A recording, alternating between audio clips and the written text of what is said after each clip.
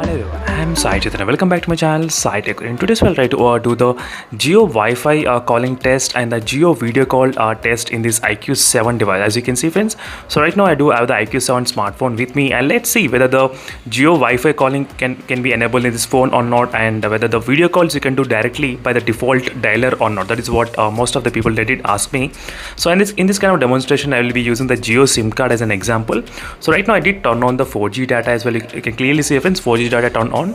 So first let me try to enable the option which is present in the settings. So first you need to long press on that icon, then you can go to the SIM. So try to scroll down and there you can find the Wi-Fi calling option, as you can see friends.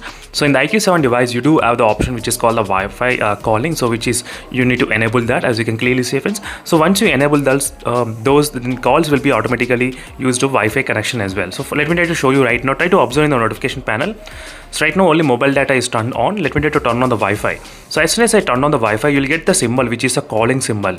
So right now you can see friends, so Wi-Fi is connected and the 4G is visible, and later side you got the calling symbol, as you can clearly see.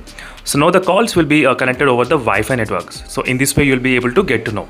So you'll be able to have the strong signals if you're trying to use this kind of method, Wi-Fi calling, when compared with the normal SIM calling. So you won't get any kind of message when you're trying to do the callings like Wi-Fi calling or something. You don't get any kind of pop-up here while you're trying to make the calls using the Wi-Fi. As you can see friends, I'm still using the Wi-Fi calling only, but you don't get any kind of message at all, which shows completely, as you can clearly see friends, which doesn't show anything. So now we got to know the Wi-Fi calling is supported. Now let's test the video call. So let's see video call is supported or not.